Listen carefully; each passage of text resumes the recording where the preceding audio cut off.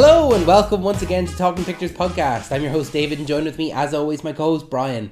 Brian, how are you today? I'm Furiosa. You Furiosa? What are you Furiosa for? Furiosa. You're Furiosa. Okay, well, we are here for a very, very, very special episode of Talking Pictures Podcast. And do you know why that is? Furiosa. Yes, Davis, I know exactly why we're here today. I'm actually a little bit giddy if you can't tell. It's our birthday! Give me a hug, man. Yeah, man. Come here. Yeah. We did it. We made it. That's us hugging there. It's our 1 year anniversary. We've been doing this podcast now for a full year. So We're a year closer to the grave. oh my god, a year closer till we can retire from doing podcasting. So yeah, I don't want to retire, man. no, yeah. Well, we'll hit the grave, and then after that we'll retire. I didn't know you were going to do that. Pop, man. You're real Man. celebratory. Yeah. So sorry about that if that comes across really loud on the microphones, but we're here. We are going to do our yearly wrap up. So the 2023 wrap up. I think that's a great point. I think I'm glad that we started this in January, that we can do our yearly wrap up on our birthday, so we can look back at the movies that we've talked about and some of the movies we haven't spoken about. Some TV as well. Some TV, yeah. Even though we're mostly kind of talking about movies and stuff like that, we're going to look back at TV as well. So I think that this year was a big year for movies as a whole. It's quite interesting because there was a lot of movies that were not big. Movies within a certain genre. It's quite concerning because some movies get cancelled these days when no one wants them. Mm-hmm.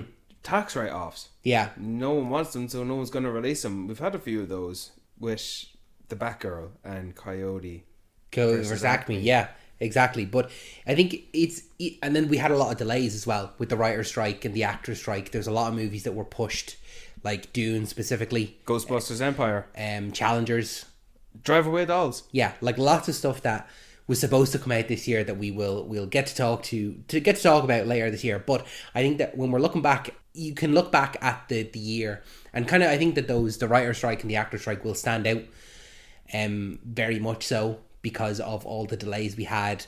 But it's important to look back at the year and kind of look at what we did get, not just what we didn't get, but like, think about it. We got a Scorsese movie. We got a Christopher Nolan movie. We got a Zack Snyder movie. We got Ridley Scott movie. We got a David Fincher movie. The Shamhammer brought us one. We got a new entry into the Mission Impossible franchise. We got Fast X. We got Saw X. We got a John Wick movie. We got a Spider-Verse movie. We got a Creed movie. We got the return of the Hunger Games franchise. We got the return of the Transformers franchise. We got a new entry into the Scream franchise. It's unfortunate that the year was mostly poor when it came to Marvel and DCEU movies. But we did get an interesting year in terms of video game adaptations. We got a lot of great entries into the video game franchises. Yeah, quite popular. Quite on the rise for the year to come. But we also got a couple of farewells to the Guardians of the Galaxy, Indiana Jones, and the DCEU. So, like, a lot happened in terms of movies and TV. Like, you know, say what you will, but like everything we listed there, it's not very often you get all movies from all those prolific directors and all those franchises. So there's something there for everyone. Like, looking back on the year, there's a lot of stuff in a lot of different aspects. So you're going to like something. You're definitely going to like something. You're going to find something there. So we're going to look back at the year. It's not going to be a simple top 10 list. I kind of took inspiration from a podcast called Films to be Buried with Brett Goldstein, who does a look back at the year. So we're going to look back. I'm going to ask some questions here, and we're going to both give our answers as to some of our favourite entries into this. So, starting us off, Brian, what was the scariest film that you saw this year? Leave the World Behind. Okay, interesting. This isn't one that I've seen. Now, this is, I think, before we go any further as well, we're going to be talking about some movies that we have discussed on the podcast and then others that we also haven't discussed. So, some of those we'll mention whether we did an episode on it. You can go back and listen to our full thoughts on it. Or we gave it a trailer of the week mention, or we gave it a recommendation mention. Absolutely. Just like Leave the World Behind. Yeah, so tell me about Leave the World Behind and why you found this to be the scariest movie of the year. Because everything that happened did happen, and it can happen. Okay, interesting. I see this movie as a set-up prequel to an upcoming movie, Civil War. Okay, yeah. But that's besides the point. Mm-hmm. It's one of those movies where you don't know what's happening when it's happening, and you can't trust the people that you're with because you might see some people's perspectives. Okay, they have knowledge that we, as the audience, know with them to have over the characters we were following first. Maybe you're inclined to root for them more.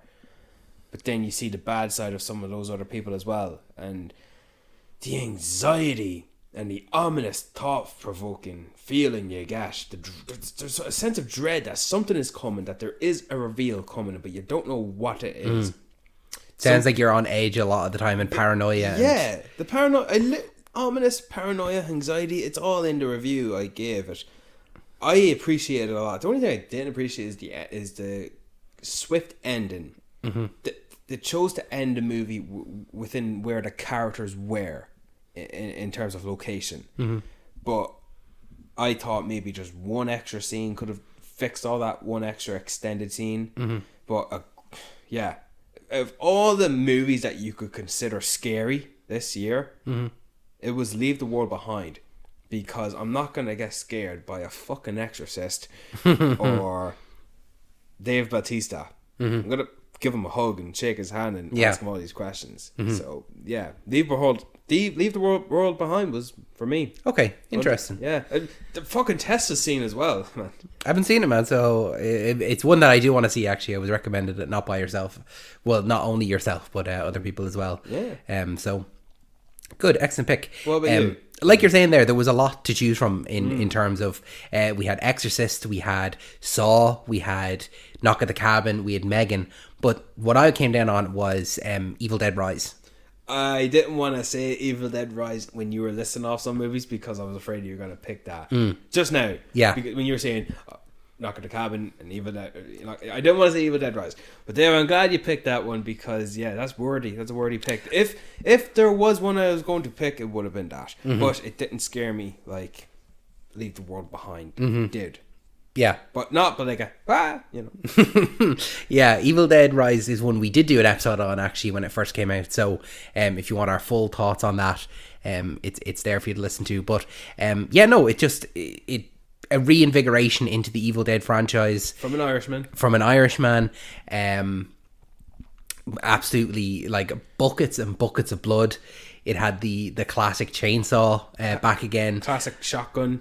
Yeah, like double barrel shotgun. And then the book, the actual Necronomicon, is that what it's called? Yeah. It's been a while now since I've seen it, but the Necronomicon, the book of the dead, the illustrations in that, the actual cast, the characters, like some of the scenes, like with the cheese grater, the glass, like it's, they really picked such awkward kitchenware to use as weapons of torture. Like even actually kind of talking about it now, I'm a little bit like the cheese grater was the one. I'm kind of closing in on myself a little bit as I'm remembering as I'm talking about it. But a real gory factor, and I think it's I scratch that, reverse it. I love that that's been a thing for us this year. Scratch that, reverse it. It is the best Evil Dead movie. Yes, and I would not classify it as a zombie movie. No. I've a possession movie than a zombie movie, definitely. Yeah. But yeah, moving on then, I suppose. Brian, what was the movie that you were most surprised by this year? I was actually really stuck for this question. Okay. I was stuck between one or two movies. But David, I ultimately decided that this is a true story. Gran Turismo. Wow, okay, Gran Turismo. Okay. Could not have surprised me more than what it did. David, do you mind if I read out my reviews and I'll pretty much tell you why? Yeah. This is a true story. When I saw that in the marketing, I thought, oh, okay, then saw this movie and thought it was a true story. I'm sure that fact that a gamer turned racer is actually true and it really happened. Marketing led heavily in that direction to inform me of it. Which suffered, in my opinion, because I thought this movie looked bland and generic. That was my expectations. It was going to be whatever. Not to mention Neil Blomkamp. I didn't have a good movie since District 9, which I have not seen. But I've seen the other two. Elysium, people don't like it. And Chappie, yeah. I now don't like it. But then I saw Gran Turismo, and I was comparing it to both Le Mans 66, or for our American friends, Ford versus Ferrari, and the Fast and Furious franchise. Okay, yeah. For a good thing. David Harbour has reconfirmed that he'll always be great. Orlando Bloom was really good, and motherfucking Jaimon Hanzu was sensational. Yeah, I was trying to blend the words extraordinary and sensational. Jesus Christ, he was brilliant. For the little screen time he had, the emotion worked, the car stunts definitely worked, the editing deserves an Oscar nomination, which are yet to be announced. For what I was expecting, this was really good. Maybe my expectations were low because of that, so maybe the height of likability did leap so high. But yeah, maybe it is a cheat that it is one of the best video game adaptation movies there is. It's classified in the wiki, so there's that. And just because you use the end score of Heat doesn't mean I'm not going to fault it. It's a good score. So overall, yeah, David, Gran Turismo did surprise me because I was expecting low quality stuff. And believe me, I struggled to pick it over another movie. What was the other movie you were I don't want to say it because I'm asking you the same question now. Okay. Right. Okay. Well, I was stuck between two as well for this one. Surprised by. Well, I'll tell you what then, David. Why don't you tell us now what was your most surprised movie this year? It was Dungeons and Dragons. Really? Yeah. I was really not expecting to like it as much as I did. Why? I don't know because I've never played Dungeons and Dragons. Neither have I. I was a little bit apprehensive in terms of when they take this, like it's I suppose apprehensive in that will a general audience, will this be made for such a general audience, or will it be kind of overwhelming for them? And so going into it having known nothing, even though it's a board game, fantasy genre game that has been around for years, 20 plus years, I still went into it and it surprised me in how funny it was, how good it was, how I understood it, how it didn't feel like and I have this problem with a lot of kind of fantasy adventure stuff and quest stuff, that characters will go and we will have to do something, and they go and they go to do something, and it's a whole section of the movie and it fails, and oh well, we can't win now, and then, well, what if we do this instead? And then they go and they do something completely different. And even though this film had that, the only way they were able to succeed was by the things that they acquired along the way in the initial aspect of it. So good foreshadowing, essentially. Well, I wouldn't consider it foreshadowing. I would more consider it that going and doing the first aspect of it, which failed, it led to the second aspect being able to succeed by the things that they acquired and the things that helped them along the way. Okay. Do you know what I mean? Yeah, I'm following you. So, and that's without going into the spoilers of the exact, what it is. But it was also just incredibly funny. I have to say, it was very cleverly written, and I found myself laughing out loud a lot in it. So yeah, I was surprised the most by Dungeons and Dragons and how much I really enjoyed it and how much I'd be willing to go back and see another one or see another iteration of it. Don't think you are. The movie flopped. I know. Yeah, that's the hard thing about it is that people don't like movies. They just like to see Vin Diesel leap off a Hoover Dam in his car followed by an explosion and then front on it. That's what people want. Yeah, and even one of the things that I remember about the advertising for Dungeons and Dragons is that it was kind of advertised as a kind of a twofold thing where it said no experience necessary. Do you know? Yeah, and it's you don't need to know, don't need to have ever played Dungeons and Dragons ever before, and you can just come in and sit down and watch this movie. You don't have to have watched you don't need to know the lore. Yeah, you don't need to have watched 9 other Fast and Furious movies. You don't need to have watched 20 other Marvel movies. Dungeons and Dragons, just come in and watch it. It's fine. There's stuff in there for the dedicated Dungeons and Dragons people who've played it and have that lore stuff, but otherwise it's just a fun fantasy movie that anyone can enjoy. Do you think people who are Dungeons and Dragons fans of the games enjoyed the movie mostly? Yeah, I think so. Okay. I would think so. I think that there's enough in there that could be kind of that moment, that the moment that we all like, that we would have, say, in Marvel movies, where we'd recognize something, we're like, oh no way, you know, how we used to be with early Marvel movies, that say in Captain America 2, where your man name drops Stephen Strange, you're like, oh, Doctor Strange, okay, I get that, you know, it's just another name for anyone else but for us. So I think that this Dungeons and Dragons movie definitely had that for those. So what were you will we go stuck on? Will we go pick on 3? We'll say what our second choice was. Okay. On 3. 1, 2, 3. Saw Blackberry. X. Okay, Saw X. Yeah. Okay, you were the most surprised by Saw X. I was. Why is that? Because I wasn't expecting anything beyond it, and the last 2 Saw movies were quite bland or low in enjoyment, as far as Saw movies would go for enjoyment. I was reasonably just, I can't believe it. I really enjoyed the new Saw movie, a 10th in the franchise. Quick turnaround now for a sequel in Saw 11 for this year. That's coming this year, yeah. Wow. I want to get the casting done quick. But yeah, Saw X, that was just my run up. So you saw Blackberry. Blackberry, yeah. Which didn't get, at first, it didn't get a wide release. Like, it released in America, and then it was only based on its kind of popularity then did it come over and get a theatrical run here. Right. But no, I just wasn't expecting it. I saw the initial trailer and I thought, okay, that's okay, a movie about the BlackBerry phone, like okay. It didn't. See, precisely what you just said is the reason I have no interest in watching it. But I just don't want to. I don't want to sit down to find the time to watch it. But the performances in it and the way that it's presented, it actually is a very interesting story, and from a very interesting point in time, because it is BlackBerry, like it says in the movie, like BlackBerry was the leading mobile phone for a long time. Yeah, I remember. And then all of a sudden now they don't make BlackBerry phones anymore, you know, and what happened there, and how did this company that was on top go to no longer producing phones, you know. I think that it presents it. Glenn Howerton's performance in it, brilliant. Jay Baruchel, brilliant.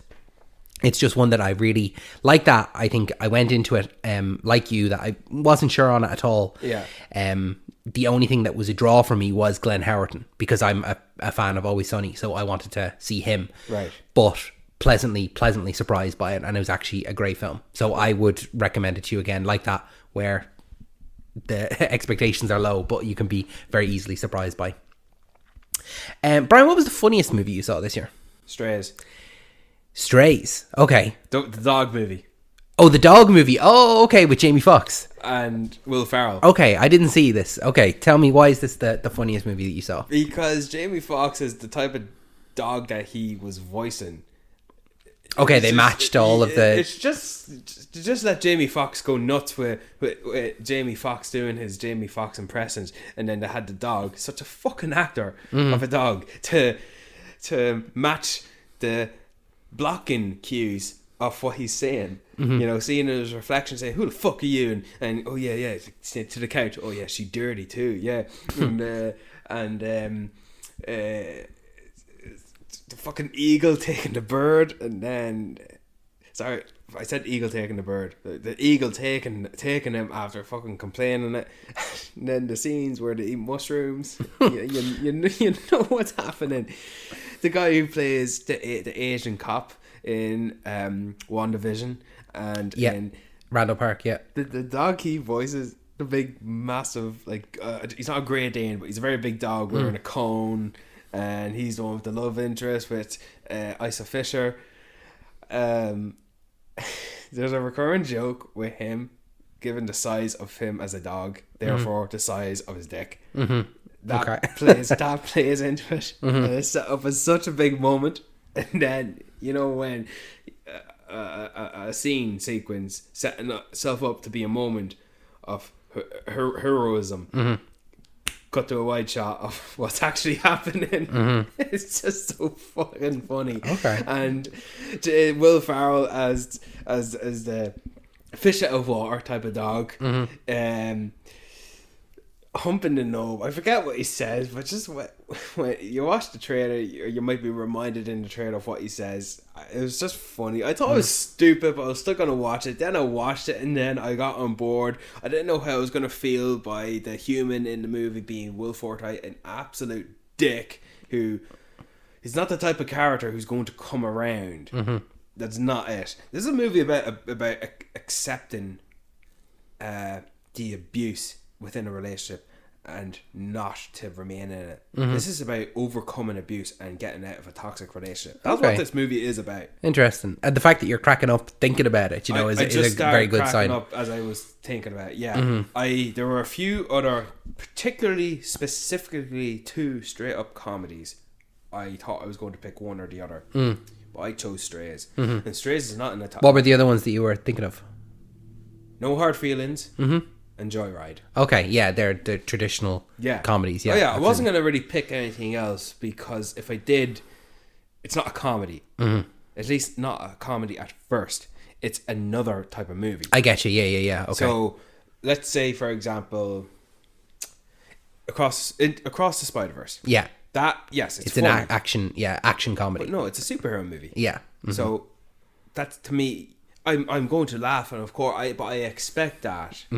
But when you ask me what's the funniest movie, I would have liked to have leaned closer to a straight up comedy unless a movie really stole it for me. And Strays sounded like it. As a straight up comedy, yes, Strays did it. Awesome. For me. Okay, good. What about you? Joyride. Yeah. You mentioned it there, and I have to say, having gone into it, and I had no intention of seeing Joyride. It was only, I remember Laura and I were coming back from Dublin or something like that. We were driving home, and you text me, "Hey, I'm seeing Joyride in 30 minutes. Do you want to join?" And I went, "Yeah, sure, why not?" And I don't think I've laughed as much in the cinema in a long time. The last time I laughed that much in the cinema was seeing Jackass 4. Like, just seeing, like laughing out loud, everyone else laughing out loud. Joyride, there were points where the two of us, we were laughing so much that we were stifling our laughter. And it was one that it's great to see. We did a bit of an episode on it as well. We did a joint episode with it and TMNT Mutant Mayhem, which does have a reference. Joyride references Master Splinter. Yeah, she was fornicating to him because he's a great father. So it was so unbelievably funny, and it was great to see kind of that in-betweeners style of like four friends with different sort of personalities. This one's the weird one. This one's the sex-drived one. This one is the adventurous, free-going one. This one's the main one. Yeah, it was great to see that be portrayed by four women. Yeah, 4 Asian women.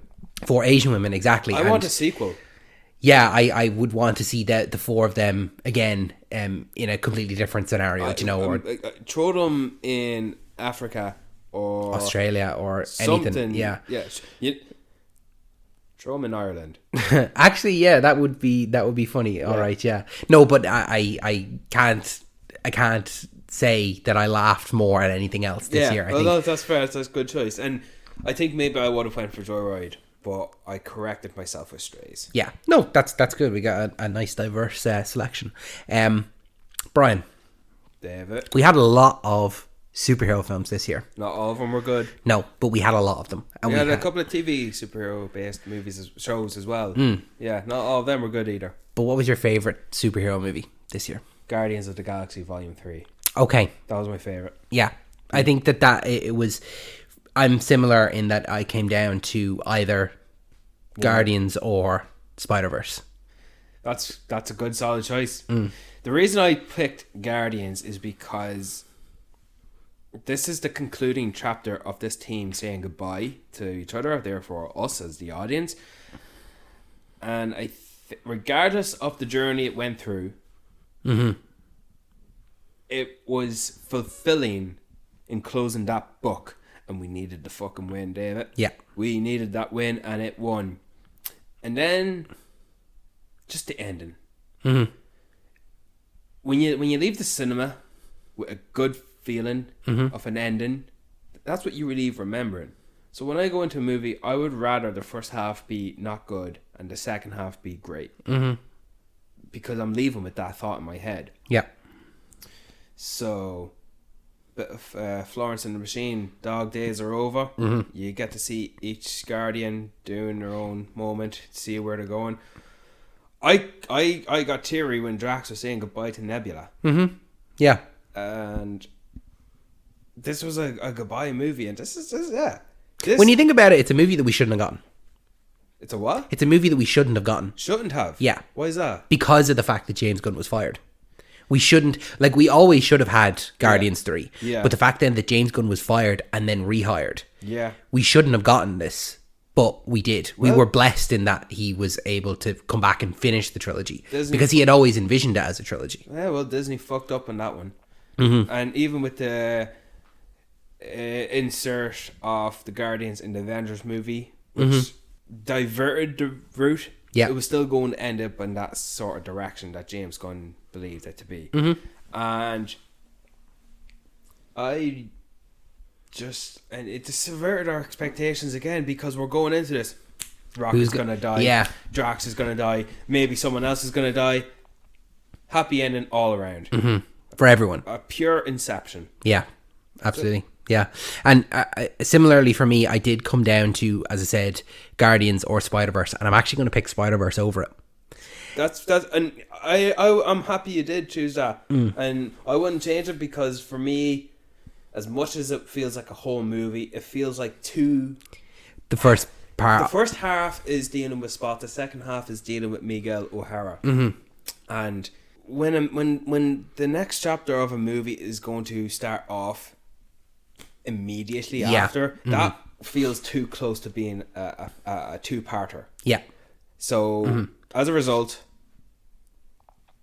I felt like you can call it what you want. It's part one. Yeah, It absolutely. is part one. It is, yeah. Just because you're calling the third one Beyond the Spider-Verse, just because this does feel like a complete chapter, so a lot of people argue. I'll agree to a certain extent, but this is part one. And that's fine. We just don't want to wait 2-3 years for the next one. Yeah. We were supposed to be getting it this year. Supposed to be getting it March. May, yeah, they're supposed to release a year apart. Well, see, I completely agree with you in that, you know, the difference in Guardians 3 and this, like, Guardians 3 is a complete story. It feels like an end. And it's a real feel good move. And the way that this one does end, it really does, like, get you on that cliffhanger of, wait, what? That was it? Yeah. I want more. Like, you want more of it. The main, he's about to escape. Yeah, the main difference I have between why I chose Across the Spider-Verse and Guardians, okay? Since both have come out, I've rewatched the ending to Guardians multiple times. Yeah. That whole Dog Days sequence. Of course. Across the Spider-Verse I've not seen. But when I think back on these, which one would I want to watch more? And it's Across the Spider-Verse. It's one that I've thought about, I need to rewatch that again. More so. Even though Guardians has been available to me on Disney+. Readily, easily available. I could sit down and watch it any evening. I haven't. Whereas Across the Spider-Verse, it's not available on any streaming site. But I do constantly think, I need to watch that again. I need to watch that again. So that's why. And I think that I really want to watch it again because of the fact that when we watched it the first time, the sound was messed up as well.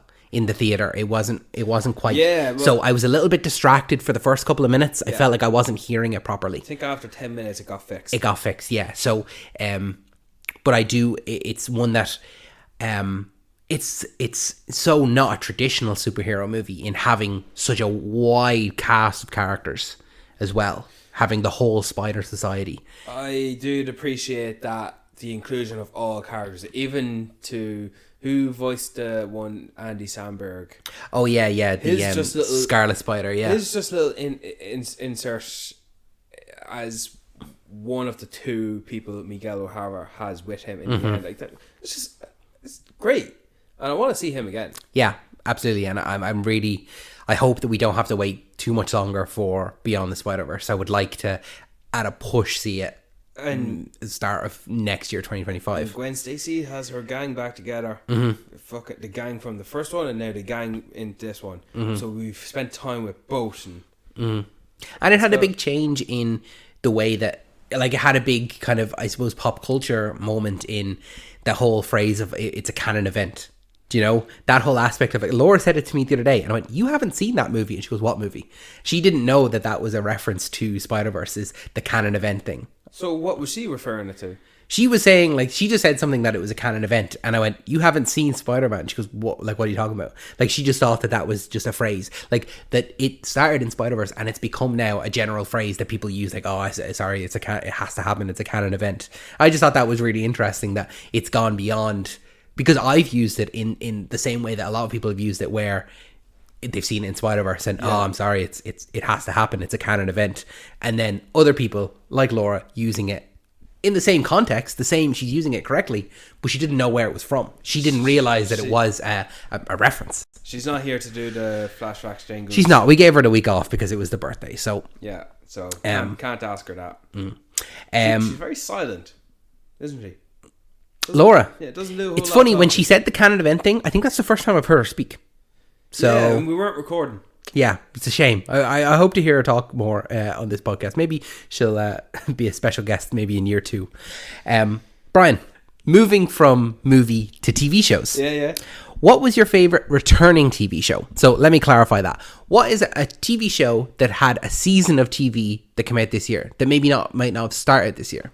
So a returning television show. Slow Horses season 3. Okay, interesting. You're going to have to tell me about this because I've not seen. I've heard you've obviously recommended Slow Horses. You recommended that the newest season as it came out, but I've not watched anything of it. All I know is Gary Oldman's in it. Okay, Slow Horses. Okay, what do we got? Another spy, espionage, MI5. Oh, a bunch of spies have to go after the... I'm repeating a lot of things. Do you find that a bit boring? Do you need a hook? No? Okay, well I do. I struggle with that sometimes. I'm watching Reacher, for example. That's what I feel about Reacher. I'm enjoying it, but I feel like that. Slow Horses is the only seasons of show that I need to watch in one day. Okay. Each season is 6 episodes. We got season 1 and 2 in 2022. Yeah. Okay. And we season got 1 and 2 in and season 2, 22. yeah. Okay. Because when season 1 ended, let's say it came out in July. It had a teaser at the end of season 2. Came out in December. Okay. 2022. We had a teaser for season 3 at the end of that, but we waited all the way to December 2023. And I thought, and we got a teaser for season 4. Interesting. Due to come out sometime in 2024. Okay. Don't know have a date yet, but I think the writer's strike and actor strike had an impact on it. Impact on it. So I say I have to watch this and finish it the day I start, because I cannot finish an episode and wait another week. Because it feels like, might not be the case, but it feels like every episode ends just as the going is going. And it fucking goes. They got a hook on every single end of episode. I can't not finish an episode and wait another week. I purposely waited 5 weeks because I had a double episode release. Okay. It always does that on Apple TV Plus. I had to wait 5 weeks until I watched it all in a go. It doesn't start just Gary Oldman. It has a glorified 2 episode per season guest star appearance from Jeffrey Price. And Okay. I just love seeing him pop up in the season because of who his character is and what his character is. He's like the retired Obi-Wan to our protagonist. And our protagonist is Jack Lowden, who was the pilot in Dunkirk alongside Tom Hardy. Okay. Yeah. Okay. And So is this based on real life then? Or is it this? just... Nope. Based on a book series. Oh, sorry. The actor is the other pilot. The actor is... Okay, sorry. No. The actor who played the pilot in Dunkirk, that actor is the protagonist in Slow Horses, the TV show. Okay. Oh, sorry. Jack Lowden is his name. Okay. In real life. Right. Okay. His name's River Cartwright. And he's a fuck up. Sorry, scratch that. Reverse it. He fucked up, and so him and whoever else is in the cast are demoted to the bottom of the barrel, scrape shitting slough house. Okay. They call it Slow Horses as slang, but slough house is their building of operations. They are the lowest of the low of MI5, yet they always get caught up or tied up or framed into or backed into or pretty much any other reason to get involved in a mission of the season. Mm-hmm. And Gary Oldman is the boss, and he is the alcohol drinking, sleeps in his office with a sock with one toe sticking out. Yeah. Farting the whole time, smoking the whole time, eating the Chinese in the next door with the long hair, unwashed, unhealthy, every bad adjective, foul-mouthed man who ought to be reported. Mm-hmm. Because he would not be working in a day to day, but yeah, he is. But he's in Slough House. No one cares. Mm-hmm. I had to rewind this one thing when he had to give me your phones. Fuck off! I FaceTime my kids with this. I don't give a fuck if you have Irish time the Popes. Give me that fucking. It's Gary Oldman giving the Cockney accent performance that he does, and he might retire after this role. Slow Horse is getting a season 5. Thank fuck. I'm glad. And like I said, as an MI5 spy, espionage, or government going after criminals, or there's a conspiracy, or there's a kidnapping, or good guys who are turning bad because there's corruption. Do you get what I mean? Mm-hmm. We've seen it all before. I could not recommend Slow Horses more, even though it falls under that category. Mm-hmm. It is such an eye catch. Like I said, I have watched season 1 in a night, season 2 in a night, and season 3 in a night. Okay. And I probably don't even do it justice as to how good it is. Okay. So take the recommendations. It is such a gem, Slow Horses. It's better. I would have it in the top 5 or even top 10 best shows of Apple TV Plus. It'd probably be number 1 or number 2 or number 3. Okay. Just depending. Because it's still such an early streamer. Yeah, early days of it. Yeah, so absolutely. Thank you for letting me discuss. That's mad. That's what we're here for. Man, it's such a quick watch, man. I'd recommend Slow Horses if you find that interesting. Mm-hmm. Absolutely. David, what TV show came out in 2023 that you have already been watching? Well, yeah, I hadn't been watching it already. I found it this year. You found it this year? Well, I knew of it. I just hadn't watched it. Right. And I know. But it had a season released this year. It had its final season released this year, and that being Ted Lasso. Okay. I know that you're not as big of a Ted Lasso fan, but I found it this year, and it was so good I watched it twice.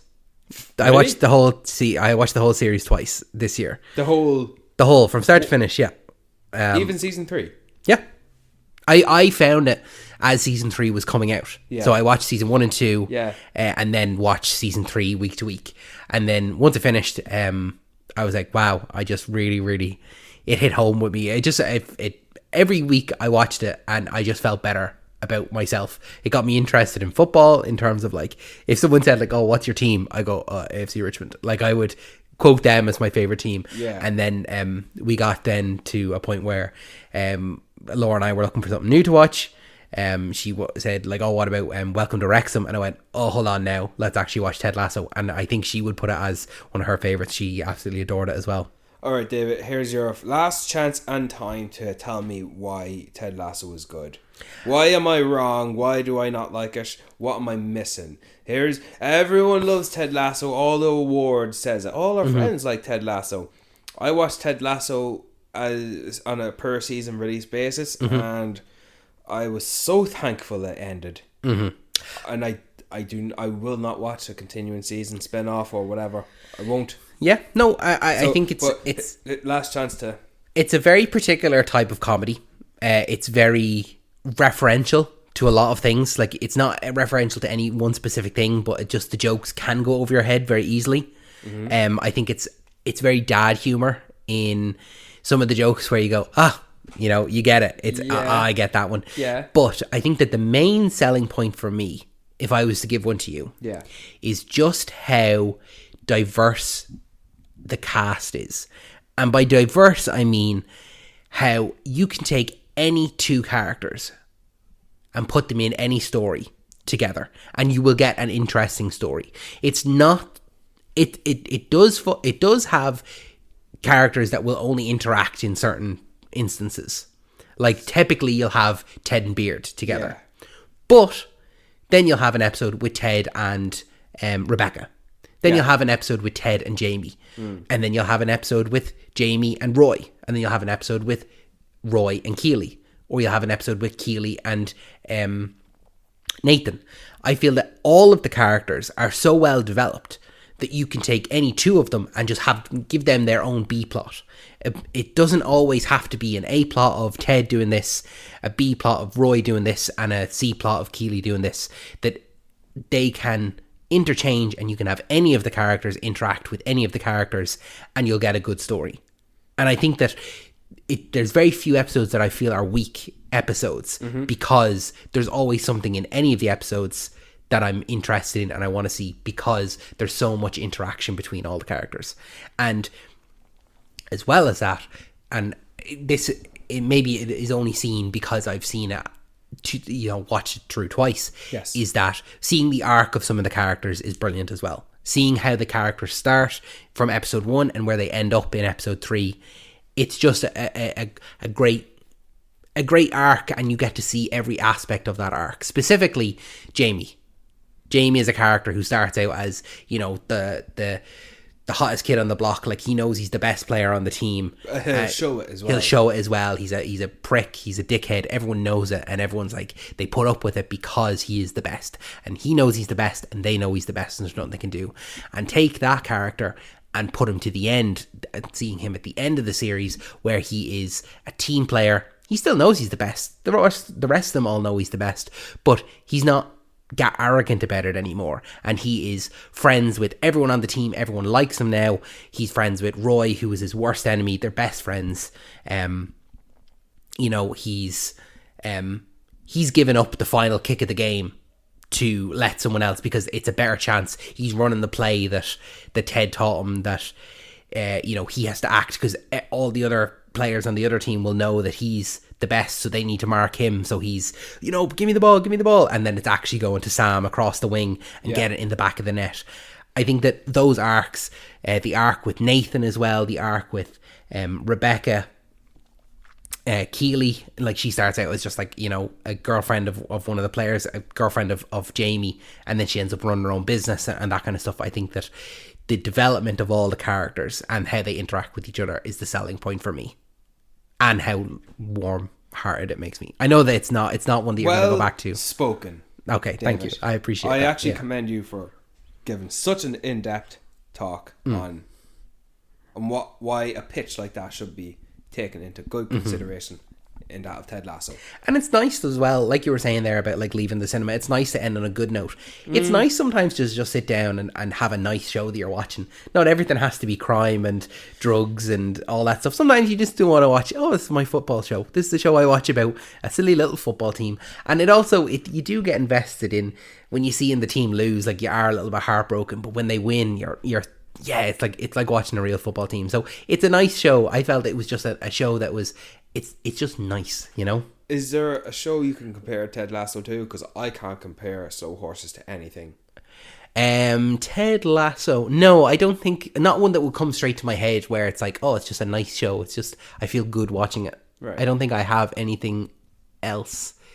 Nothing as wholesome, I don't think. Not off the top of my head, anyway. Okay.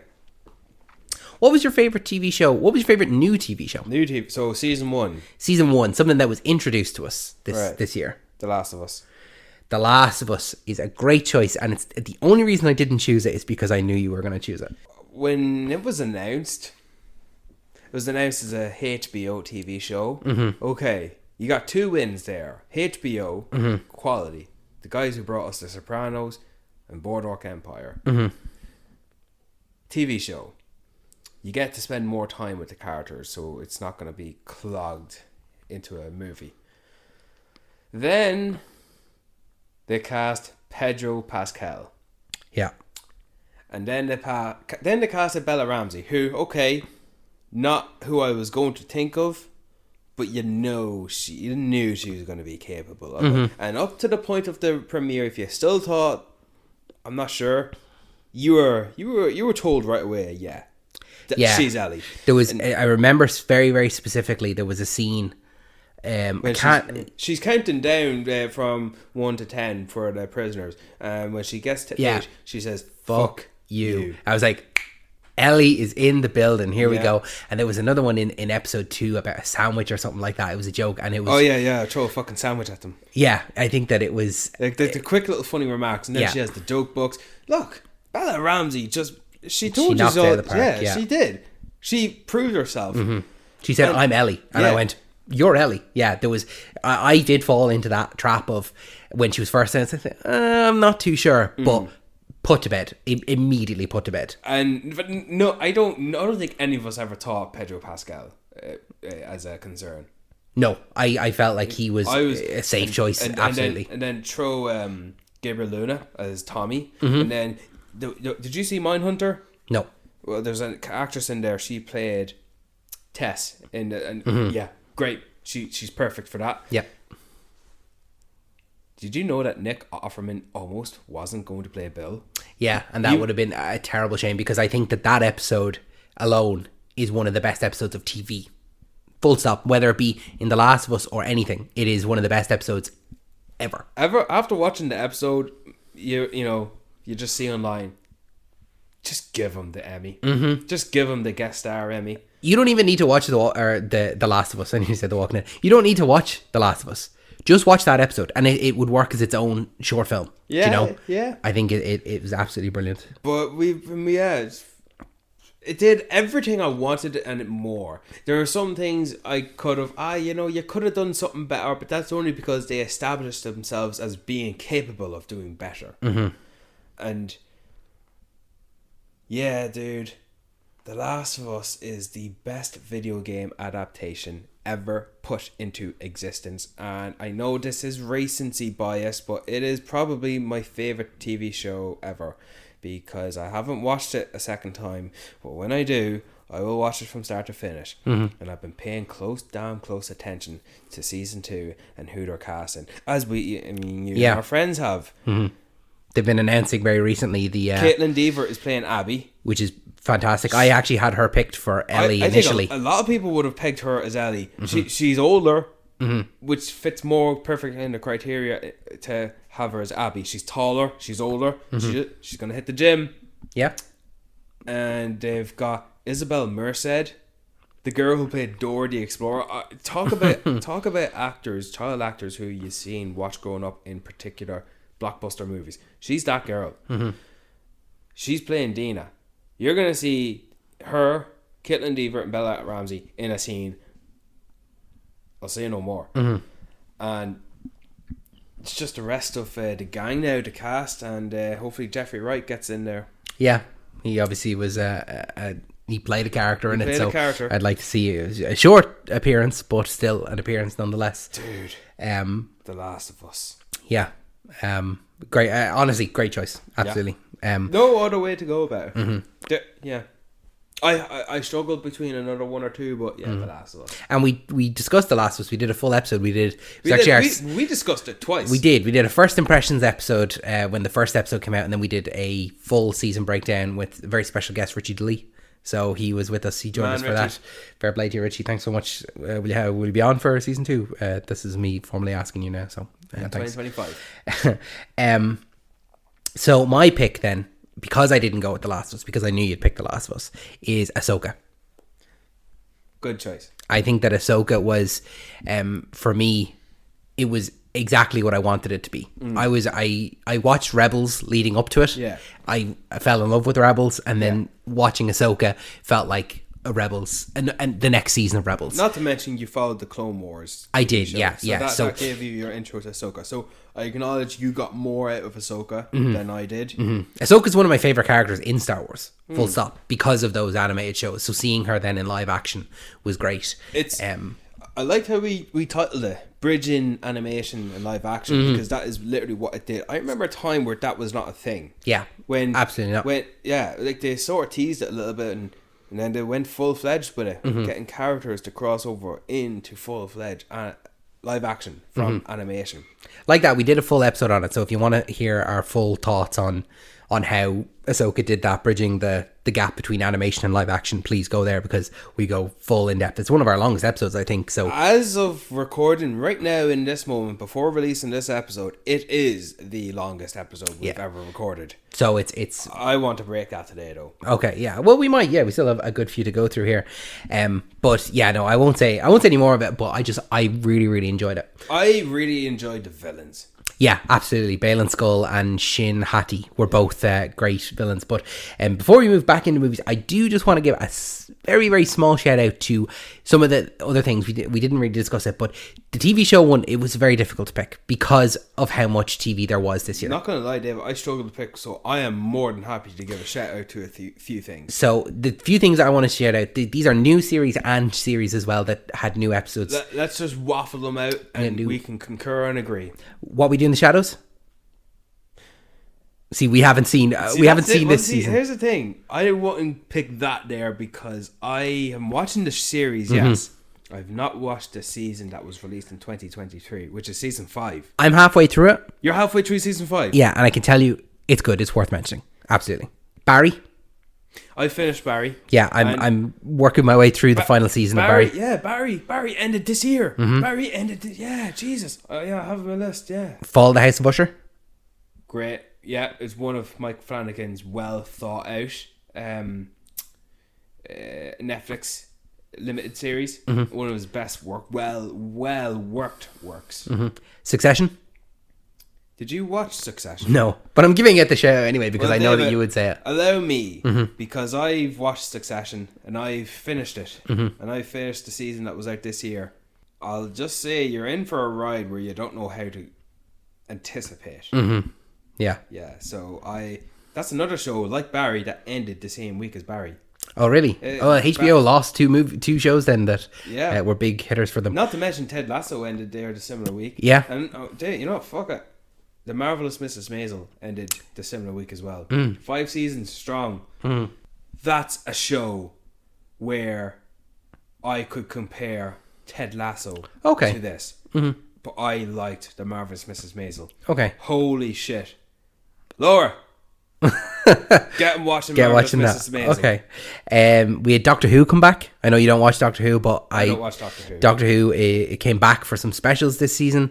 This year. Specials leading into the next season. So it'll be one to discuss there. Probably won't discuss it, but still great one. Like we said, Ahsoka. Then we had The Bear season 2. That was one that I considered. Not watched The Bear. No, I'd highly recommend it. It won a lot of Golden Globes there recently. It was one that I was choosing. I was between that and Ted Lasso, so that was where I was coming down.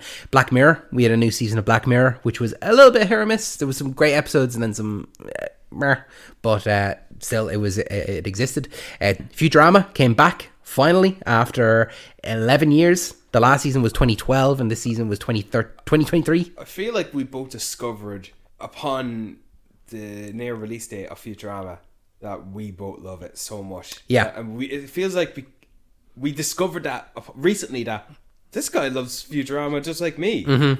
Yeah. Like, we both found that in each other. Like, absolutely. This season of Futurama was a stealer. Yeah. And you're coming back for not one, but was it 2 seasons? 2 more seasons, Two more seasons. And I'm good that this season came back and it came back so strong because it was like, this is what I've been missing. We even got a Zap Brannigan focused episode. Yeah. When you have time to give a Zap Brannigan focused episode, he brought back lots of characters in multiple episodes. Yeah, which is great. It's great. Gen V was introduced to us. Yeah, we didn't get the boys, but Gen V, I was sort of stuck on the possibility of choosing over The Last of Us, but The Last of Us took it. But Gen V, I feel like I've got a lot more out of Gen V than I have with any one single season of The Boys. If you put The Boys seasons 1, 2 and 3 together, I'll pick this. Yeah. But any single season. Any single season of The Boys, like pitted against Gen V, I'm picking Gen V. Yeah. Gen V is the shit. I didn't need any cameos. No, you didn't need them at all, but you got some. You didn't need them. Invincible, we had the first half of season 2 of Invincible. We're still waiting on the second half now. Yeah, but the thing is, I'm sort of over the waiting. I'm sick of it. Yeah, no, I agree. No, I understand if the strike stopped work. But I'm sick of because it's 4 episodes. Now we're waiting for another 4. It's too long. It's too long. It's too long. No, Yeah. fuck you.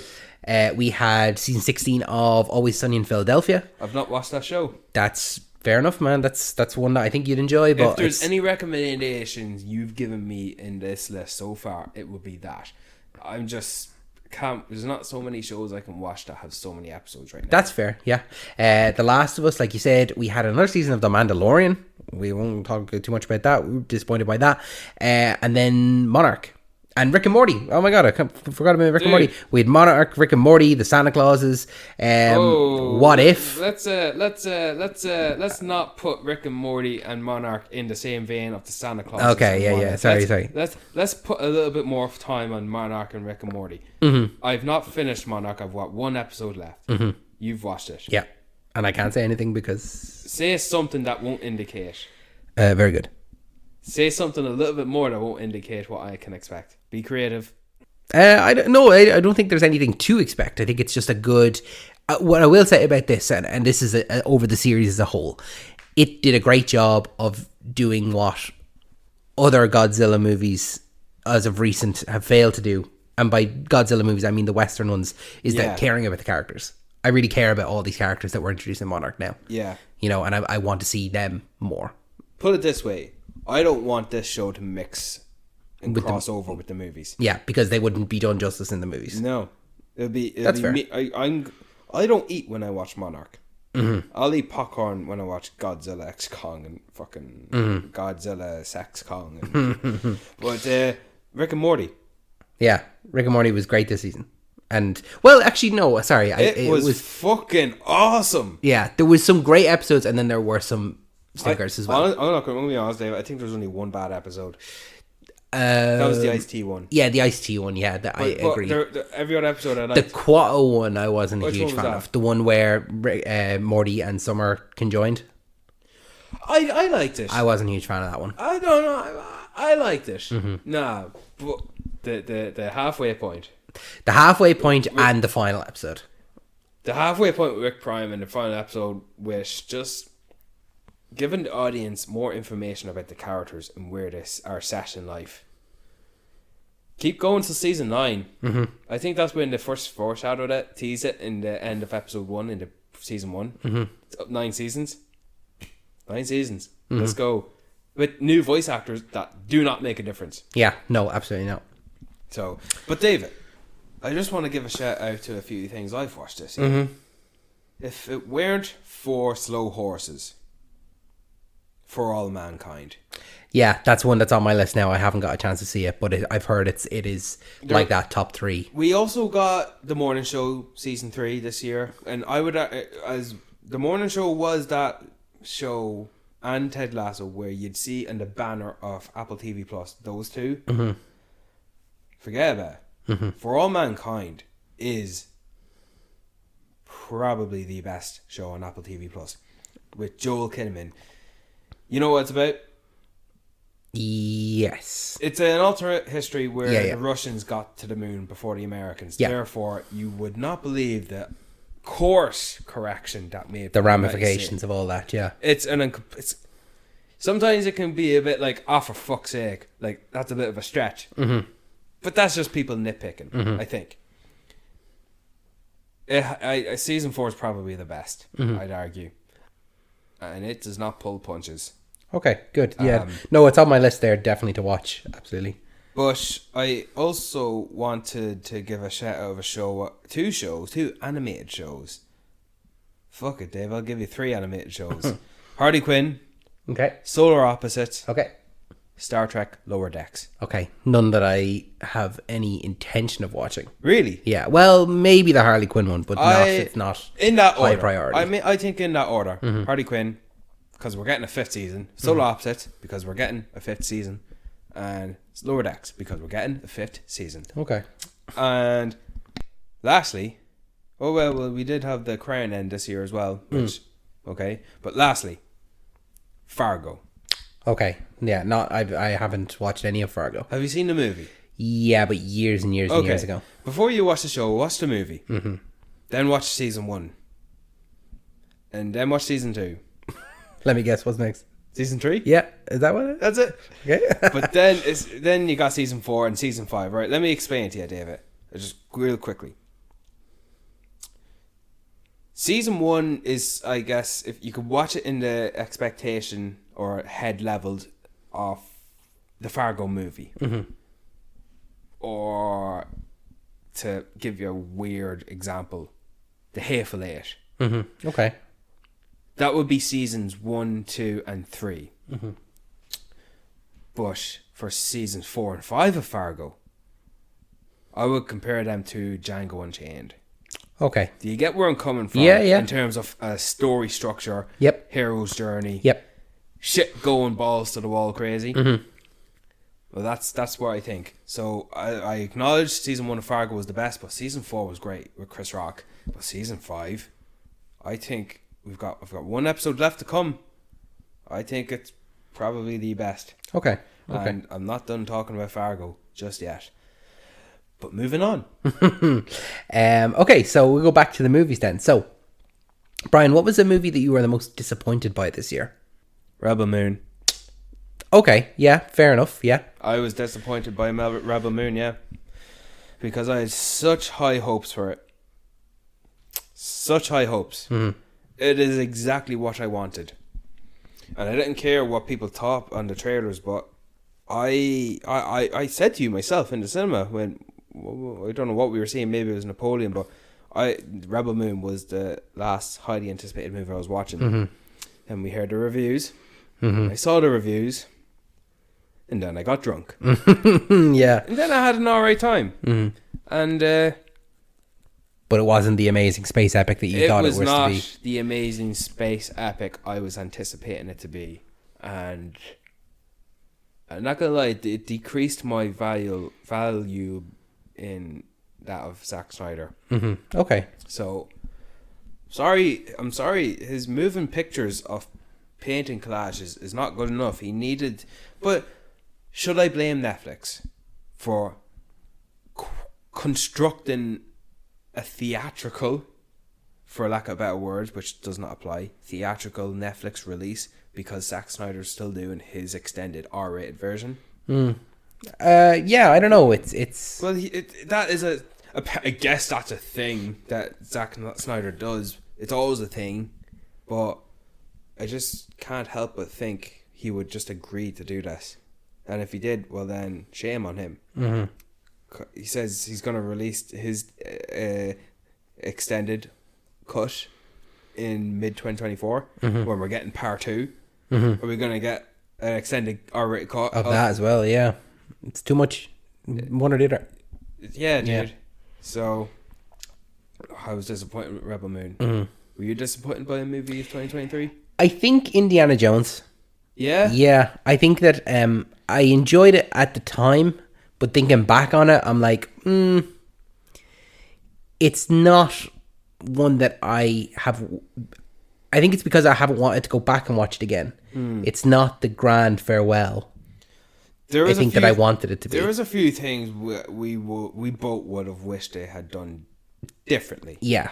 There were some things they could have done better. Some things they could have done instead. Some things they were doing wrong, in my opinion, but they flipped it and sort of redeemed themselves. Mm-hmm. But that's only because what else do you got? Mm-hmm. Helena was not a likable character. And when Indiana Jones is in a moment of struggle, all you got is her to pull him back. Mm-hmm. So you've no choice to rely on her. Mm-hmm. Sometimes I just like a woman being independent without telling me. Mm-hmm. Show me why Furiosa is Furiosa. Mm-hmm.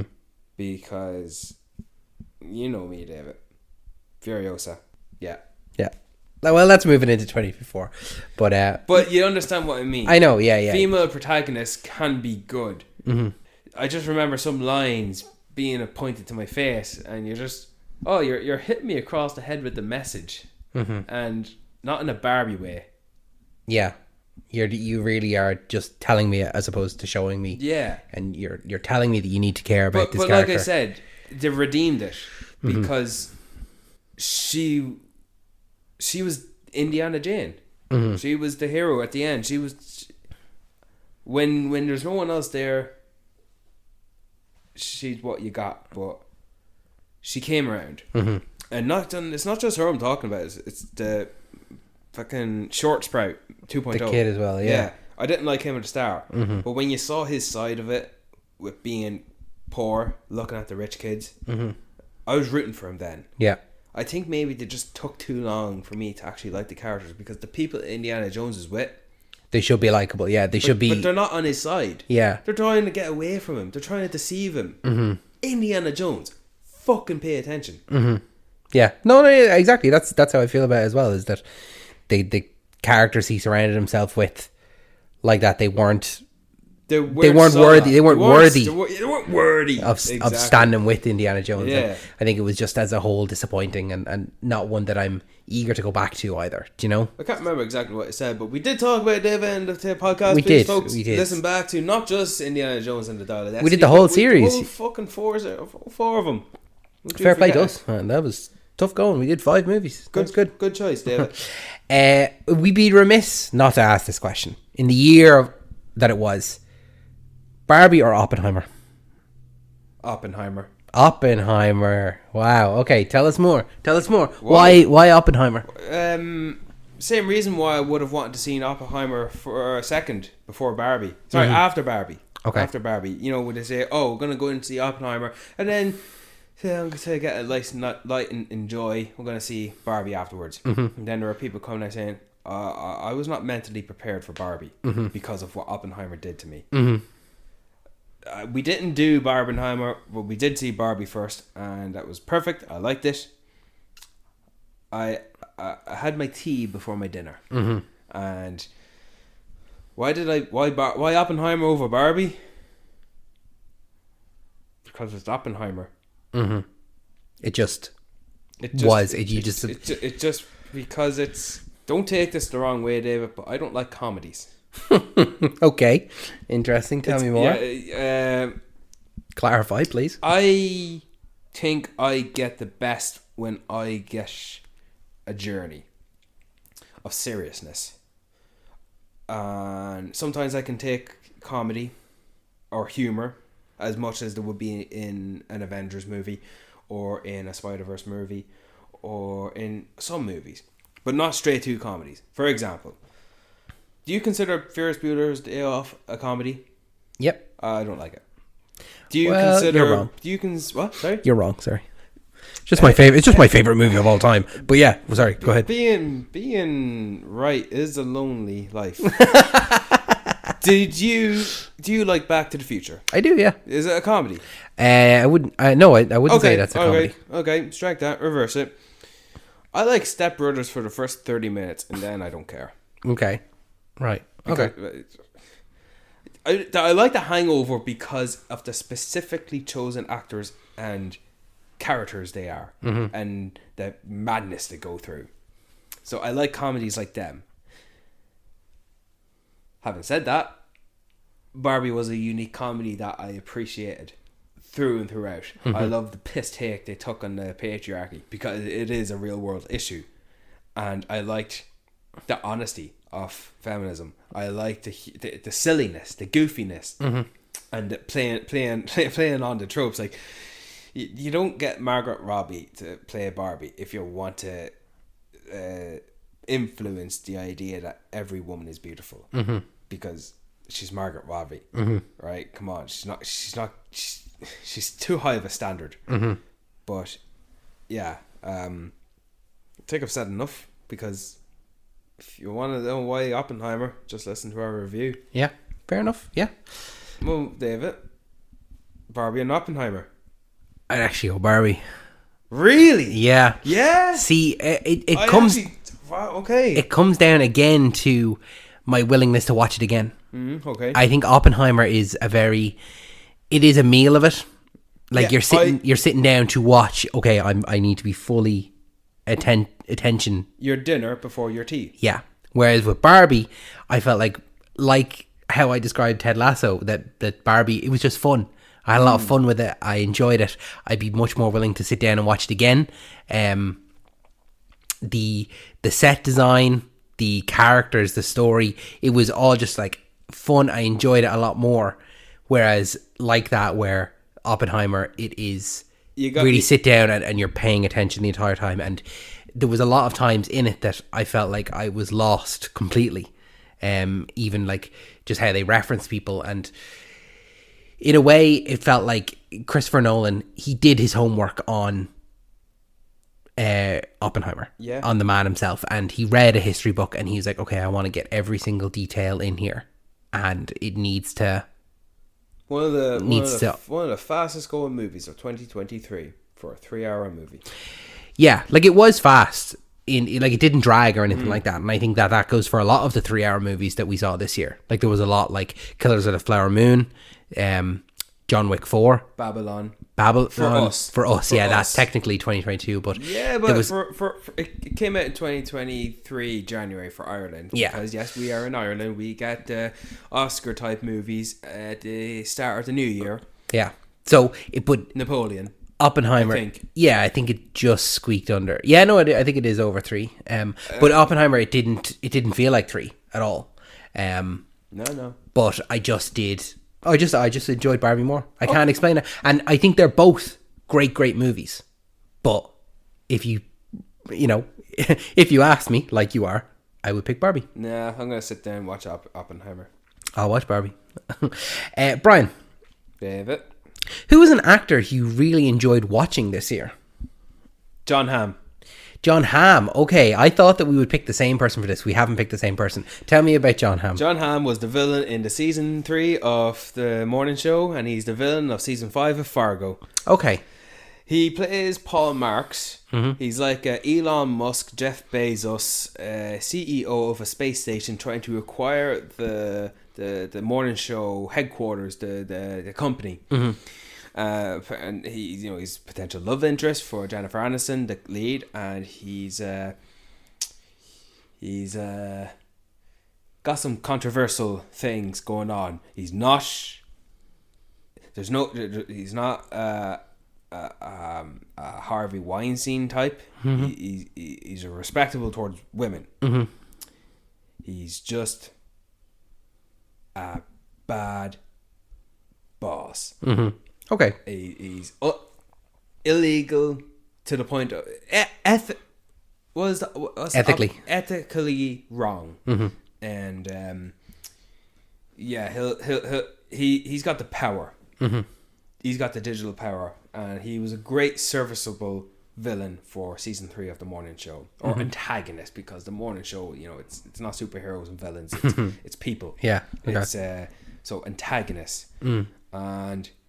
But Fargo, I never really thought, because when I learned the cast, Jon Hamm, Jennifer Jason Leigh, and Joe Keery from Stranger Things in Fargo season 5, as well as Juno Temple from Ted Lasso, who plays Katie. Yeah. Because Fargo's always known for, I told you I was talking to Fargo again. Yeah, it was foreshadowing about it. Fargo's an anthology show, each season being different, but there is that one or two characters who always cross into, if the timeline is feasible. Because there's one in the 60s and there's one in the 80s or 70s, and then there's the time period of 20 years from like 2001 to 2019. Okay. That stretches through. So he plays Roy Tillman in Fargo season 5. He's the sheriff, and he believes him to be the man, the law, above the law, therefore he can do whatever the fuck he wants. He believes he's been given the God-given right as a man to be a man, to as the man, be the man of the house. He'll hit a woman if he deems it necessary as the man, and he's a God-fearing, God-believing man. Okay. But he is to just give a little bit of insight. He's married 3 times in the show as an established character. Broken his wife to abide by him to the point where she is, well, doing what he expects of her. He's a dominant, patriotic, true patriotic man who really fits in a Trump America.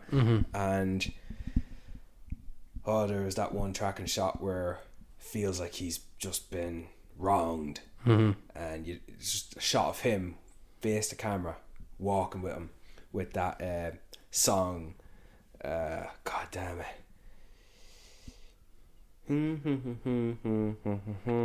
you're toxic. Oh, Britney Spears, Toxic. Yeah, when that's but it's its own little thing like make of it. He's such a fearing villain, and I never thought he was going to be the villain of the season. Okay. He is, and he's fucking good at it. And it's not the first time he's played villains or bad guys or dickheads before. Baby Driver, Mad Men. Dude, John Hamm is no joke. So he's one that I always want to see more of. Do you know, like he does pop up in little shows. People talk he could have been a high contender for Batman at one point. Yeah, absolutely. Yeah, he'd be a great Bruce Wayne. Absolutely. He'd be a fantastic Bruce Wayne. But yeah, John Hamm for me. Excellent. So you say that's what? Yeah, you should watch the morning show as well, but watch Fargo. You got a good build up to it. But Dave, you thought I was going to pick the same as you. I thought that you were going to pick Patrick Wilson. Really? Yeah, I thought that because as we discussed there in Aquaman, P. Willie, he was the best part of Aquaman. He was for both of us. Of course, he was. And then as well as that, he had a great appearance in Insidious. Not just an appearance. No, he directed it, didn't he? Yeah. He directed and starred in Insidious. It was a movie we saw. We didn't discuss at all on the podcast. But we both appreciated. Both thought it was very good. It was a contender there for my scariest movie as well. I don't think I mentioned it at the start, but it was a contender. But I just thought Patrick Wilson was a great man to watch. I think that that he stole the show for me in Aquaman. Yeah. He did for me as well. Yeah, man. P. Willie knows his stuff. And then I wish there had been more. I wish there was a third for him. Someone I actually did also consider. Who? Was the guy you picked in Gran Turismo. The main fella in that. Archie. Yeah. I can't pronounce his name, but yeah, I know. He was in Saltburn. He was in Saltburn, and he was also in Beau is Afraid. And I would have picked him, I think, if I had seen Beau is Afraid. But I haven't seen Beau. I quite enjoyed him in Saltburn as well. And he was good in Gran Turismo. But sure, I seen him in the Apple TV Plus show with Jason Momoa. So. There you go. I didn't see that as well. But it just... That ended in 2022. Okay. But, yeah, moving on, Brian. Let me ask you another question. What's a movie that you wish you could see in the cinema again for the first time? So if you could wipe your mind and just see it again for the first time, what would you see? Can you ask me that question, but just take out the cinema part and take out the movie part?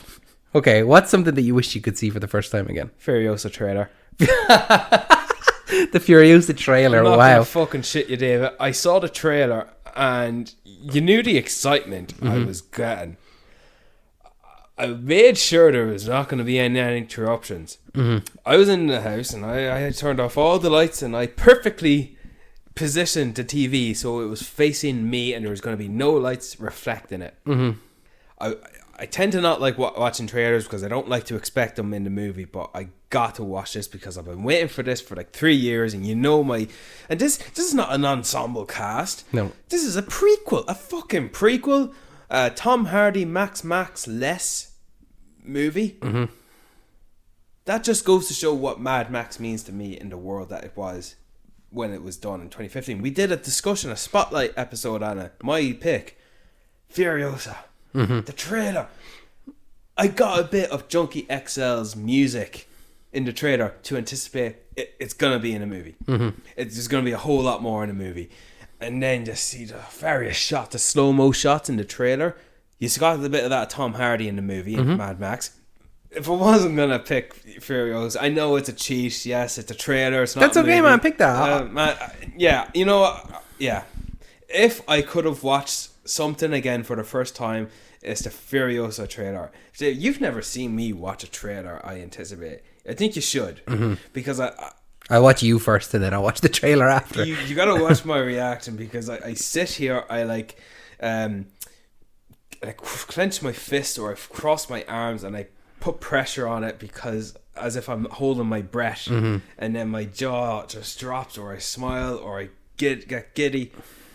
Sure, you know it's my favorite anticipated movie for next year to come. Yeah, it'll definitely be. Make sure that you're here for. Make sure you're here to listen to me talk Furiosa. But any other movie I was going to pick specifically for the cinema, that you're going to hear me mention them in other questions you're going to ask me, I'm sure. Yeah, I'd say probably even we've covered it as, you know, we've talked about a lot of movies. I'd say for me it would probably be Oppenheimer. You wish you could see Oppenheimer again? I think I wish. I think when we saw it, I had a guy who was sat beside me. Oh yeah, fucking dude. Here, David, please. No, it was just a guy who was beside me, and he was. Tell us the story, David. He was sat with his girlfriend. I think I talked about this in the Oppenheimer episode. He was sat beside me, and every time a character came on screen, he was like, "Oh, that's so and so from this movie. Oh, that's so and so from this movie. Oh, that's so and so from this movie." And I'm like, "Dude, like you're not an IMDb page. Like just watch the movie. Like if your girlfriend knows, awesome. If she doesn't, it's just another character in the movie." So that was kind of a little bit. That took me out of it a little bit. I think specifically, I'd love to see the actual Trinity test again for the first time on the big screen.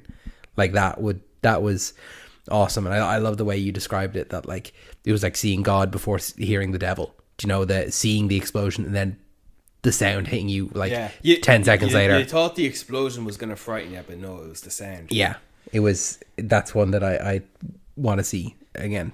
If you're listening to this, dude, who sat beside David, he definitely not. If you were listening to this, if you were there in Dublin Cineworld on the 29th of July 2023 at the 3:10 screening, you sat in the middle of that auditorium in the IMAX screen.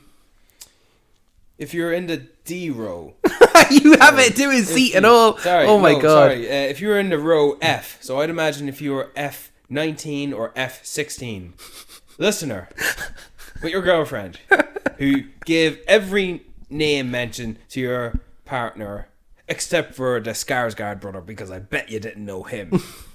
If you think you're so clever, dude, shut up. All of that just to tell him to shut up. I know I should have just said it to him. But look, moving on. Brian. Fucking mess with my friend's experience with Oppenheimer. Prick. Is there anything that you would have done differently this year? Any opinions that have changed, or anything like that you want to? Do you remember that episode we did? Was it a bonus about excuse me, strike that, reverse it. It was the episode we did on Haunting of Venice. Yes, yeah. So where we did detectives. Yeah. Yeah. My opinion has changed on one of my picks. I probably watched season 1 at the time, but now I'm on season 4. I'm taking my time. Because I chose Raylan Givens, who played by Timothy Olyphant. Yeah. In Justified. And I chose the Mystery Inc. gang, Scooby-Doo and all that.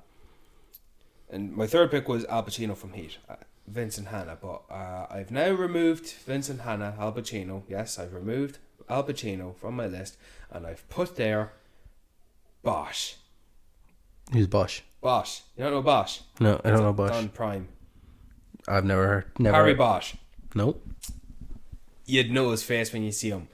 He's an LA cop he's a good cop, and he'll never do wrong until you know his character's journey. His mother was murdered. She was a prostitute. It's quite an interesting show with storylines continuing, because they'll have a real D-list serial killer going there and in the background, and just leave that open ended, and then probably won't follow through until later on.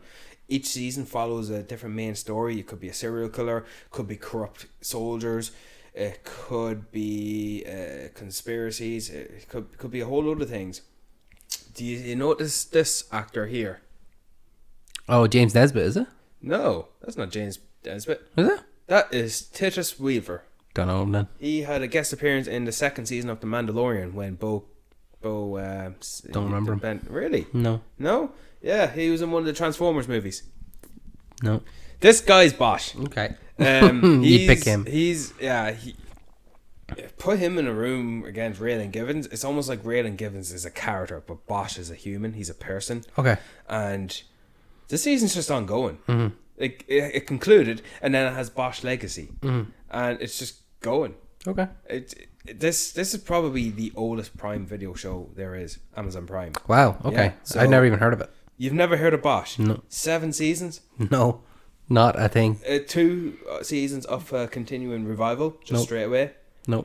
What do you mean? They cancelled it and then they revived They it? didn't cancel it. They just ended it and kept going. They're probably saying, I've no idea. I've not caught up. That's so weird. Okay. It's one of my favorite intros. Okay.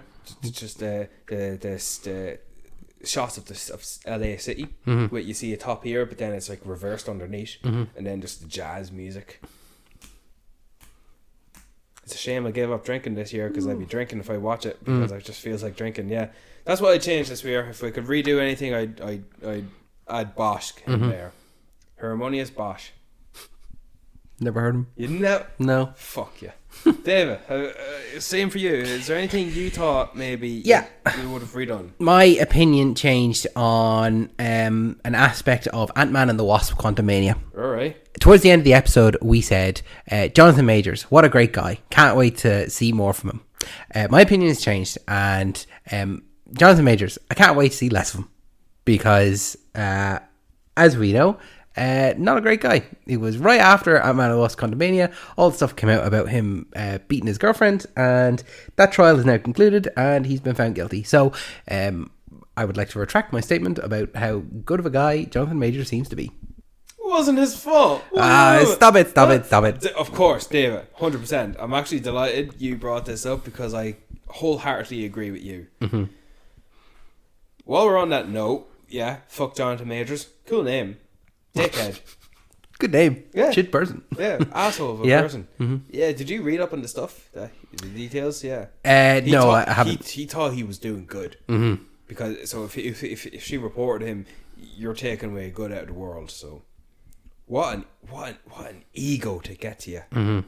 Do you think they're gonna continue with Kang, or do you think they're just write Kang out altogether? But Did you see Loki? No, not yet. You didn't. No, which is interesting because that was one actually we didn't even bring up with our TVs.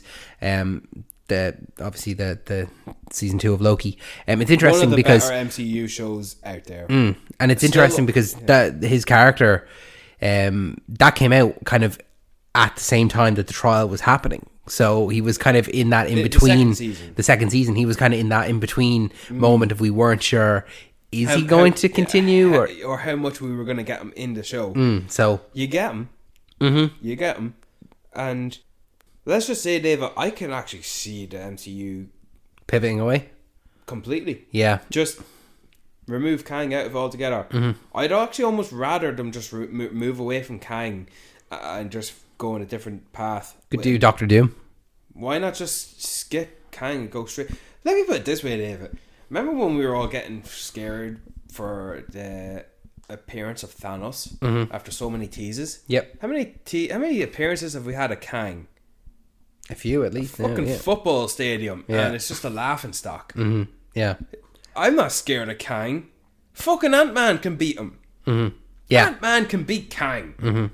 And it's not even that version of Kang who was going to be the main arch villain, because they said he died, which was I was rooting for him to be the villain, not whatever that blue thing was, or that flamboyant thing was, or that pharaoh thing was, or a football stadium of Kangs. And what a joke. What a joke the MCU has gotten itself into. Just move away from Jonathan Majors and Kang altogether. He's not scary. He doesn't feel like a threat. Ant-Man can beat him. Yeah, absolutely. And then our final question. Can you believe we've gotten towards the end? We're coming to the end now here, folks. Oh, wow. So, Brian, what's a movie that you would like people to give a second chance to? Yeah, that's a good question. I think anyone who's watched this, not necessarily go back and watch it, but just maybe reconsider or rejig your expectations to which led to your justification on what you thought of the movie. Because I knew what I was going to get when I went into this movie. I think because when I left it, I was satisfied to the point where I thought the actor was going to get a nomination or was worthy of a nomination. It's a very small scale, easy to swallow movie, and I'm surprised that people aren't liking it so much more. And that's The Killer. Okay. David Fincher's The Killer. On Netflix.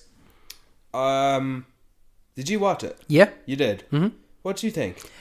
Like that, I think that when I watched it, I felt like it was nothing.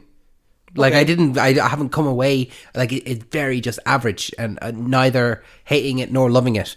Like it's I will I would struggle to tell you more than 3 scenes. I will attest to the fact that yes, if it was not David Fincher, maybe I would not be talking about it. But the first selling point is that it is. The second selling point, it's Michael Fassbender, who should receive a return to form. We've had the McConaughey, we've had the Keanu, we've had the Fraser. We need a Fassbender.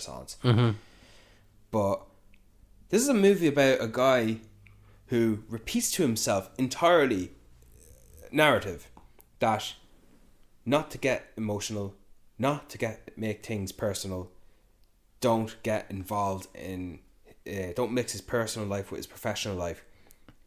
Yet he's such a hypocrite to that, because once it does get personal, he makes it a vengeance mission to get everyone off his back who's coming after him.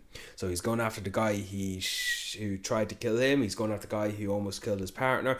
He's going after the guy whose organisation to coordinating. He's going after witnesses.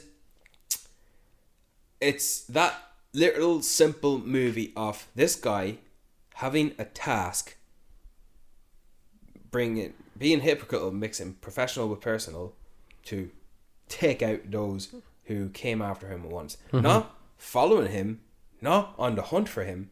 He's going after them one by one. He's a killer. He's not. He's a hitman, a professional assassin. But that's it. And you take it as it is. Yeah, you get a fight scene. Yeah, you get a one-on-one, face-to-face scene. You get a moment where the best this guy can do is kill you, making it look like an accident, not spare your life. He's gonna kill you to make it look like an accident, so the children can get the insurance money. Yeah, but how are you supposed to root for this guy? He's a killer. I'm not watching this to follow him. I'm watching it to observe what this happens. If this guy was gonna be more like a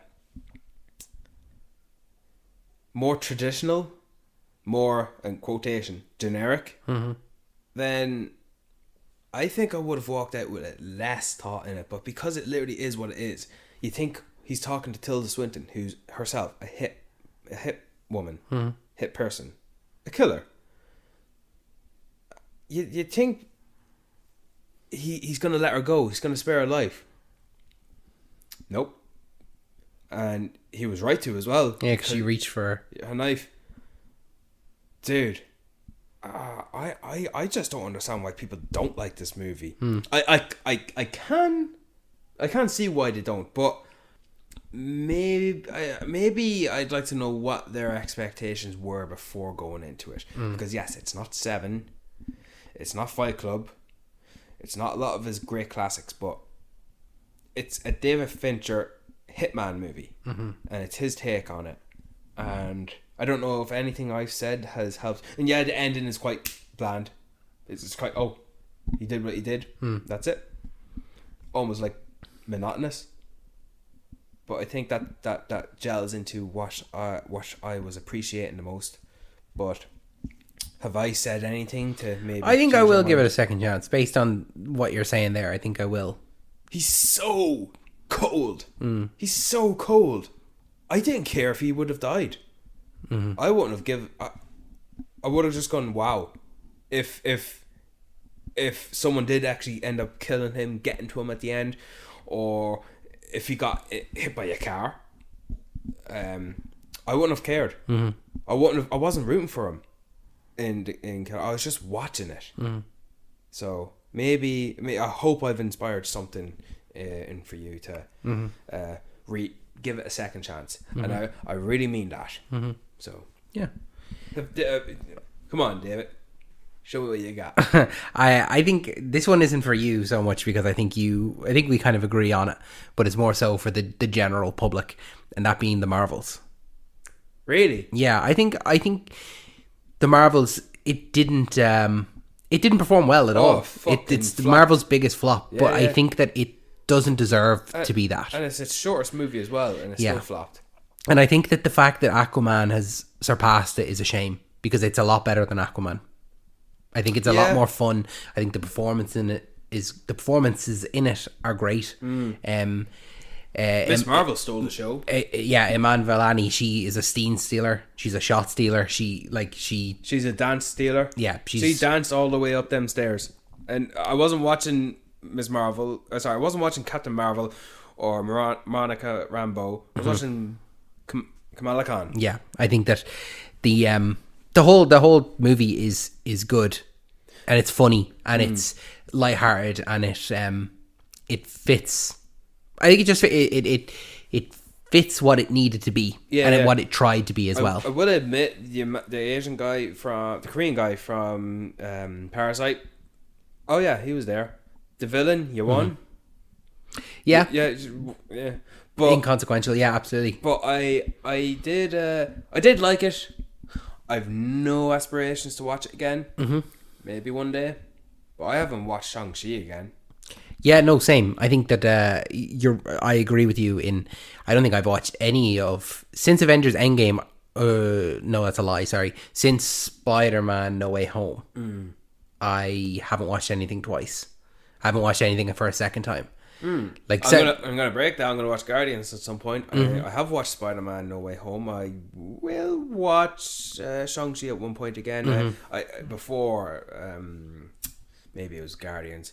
I did watch the Eternals for a second time. I haven't seen Eternals, but we're actually in the minority. I don't know about you, but I loved Eternals. It's lonely being right. Yeah, maybe.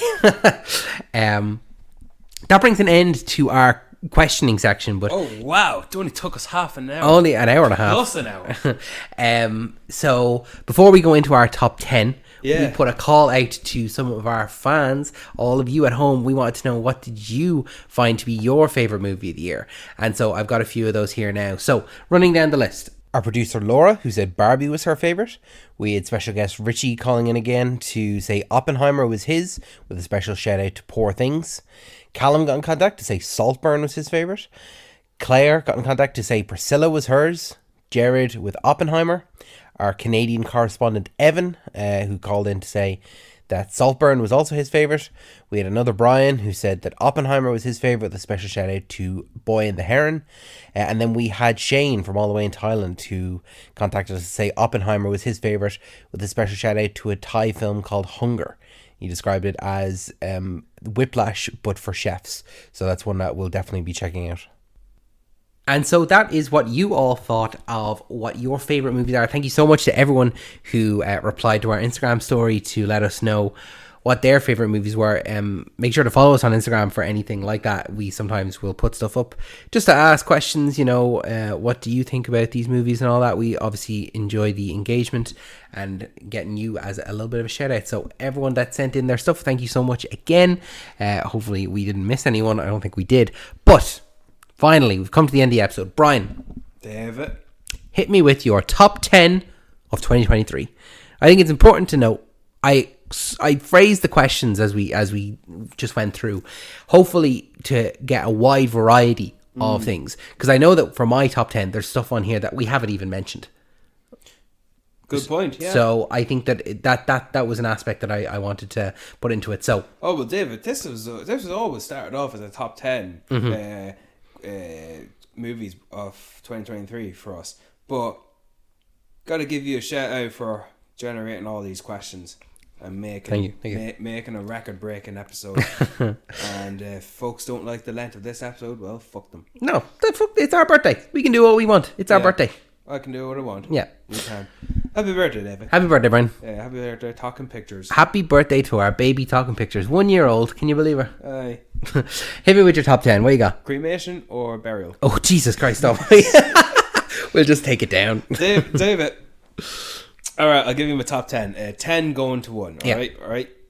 Have you got any anticipation on what you expect to see? No, I'm Okay. Because you could have anything. I wasn't expecting Strays. Sorry? I wasn't expecting Strays for your funniest movie. So Alright, let me just give you a shout with that. Even though I picked Strays as the funniest movie, it's not in my top 10. no, there's a lot of stuff that I picked that isn't in my top 10. So go for it. Alright, number 10, No Hard Feelings.